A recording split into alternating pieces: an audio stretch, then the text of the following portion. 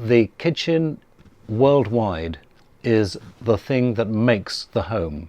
And it doesn't matter whether you are living, you go into your hut and you sit next to the fire and you have the smell of the food cooking, and you could be anywhere in the world, because it's the same experience. It's the human experience to be cooking in that kitchen with people around you readying for the meal.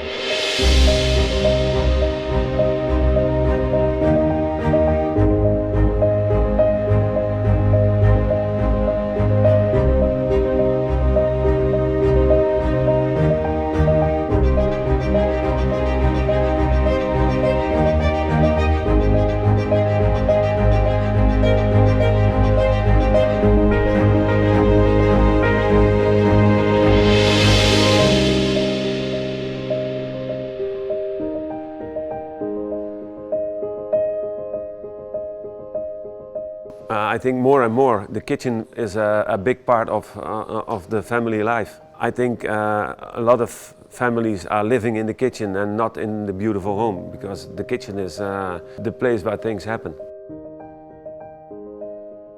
It brings together these three different aspects of our everyday life. So eating, living, and what I call dwelling.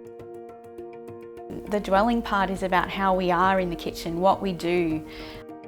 I was reading just recently that the kitchen is about everything that ends in ing, so everything that ends in ing. So it's about dancing and painting and eating and drawing and singing and working, seducing.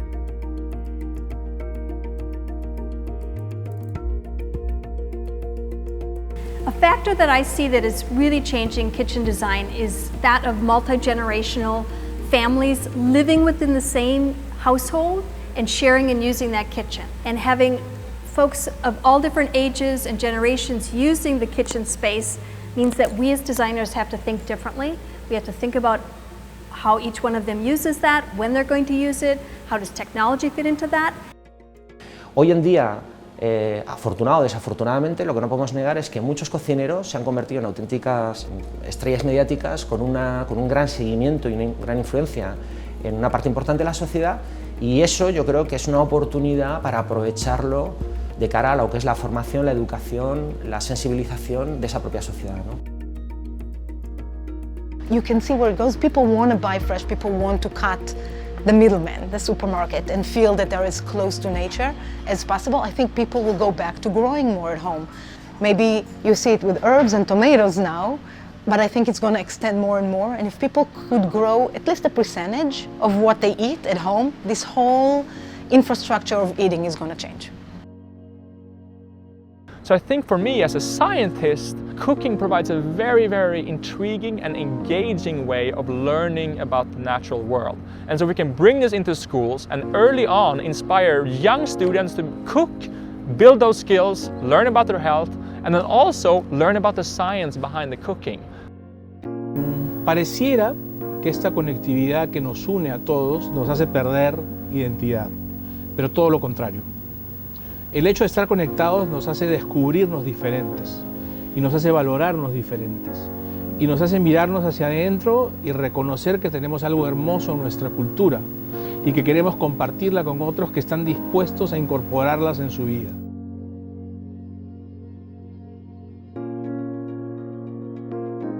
The kitchen of the future is going to evolve in parallel in different places. The biggest changes are going to be for the people who have the simplest kitchens at the moment. But while they are getting kitchens that are more familiar to people living in the West, then doubtless the kitchens of the West are going to be changing as well. And I imagine that the way in which they're going to change is going to become increasingly subject to robots, to systems of mechanization that we can't even imagine at the moment, that will make things extraordinarily easy. So maybe the kitchen almost becomes like a dispenser machine.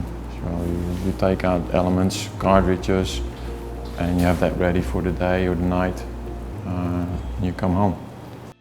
I think we haven't found the new energy or a new way of cooking or storage to replace what we're having right now. It's genius that someone create a microwave, because that changed the way of cooking, like heating the food.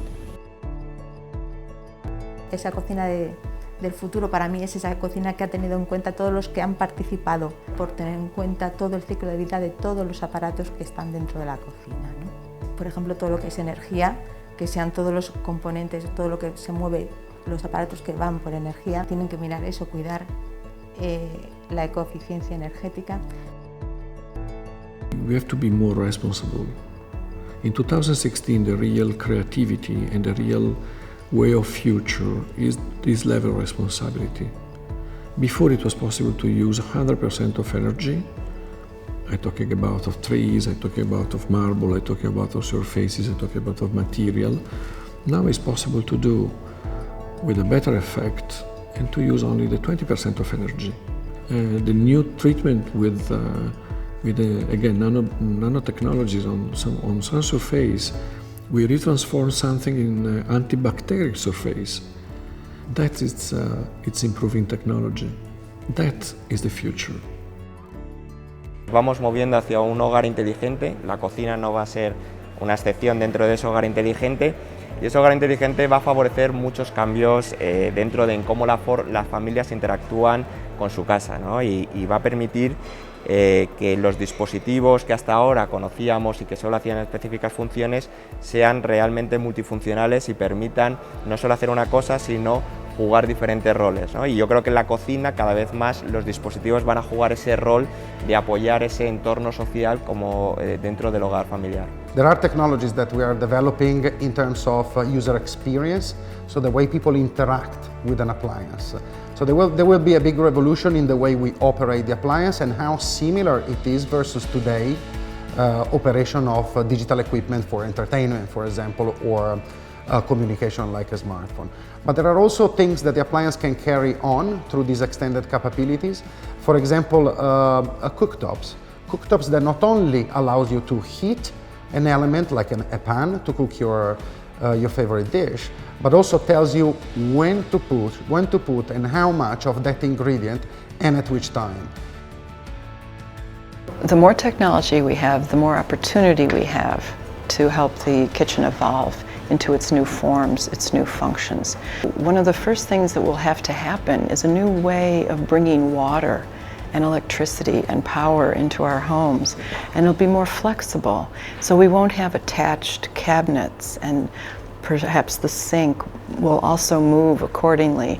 We'll be able to start looking at everything within the kitchen, even the appliances, more as pieces of furniture instead of the built-in agenda that has been the kitchen for so many centuries now. And I think by doing this, we'll start to respond to how people actually live. So I think we're going to see the kitchen evolve and be reinterpreted as areas for food throughout our homes.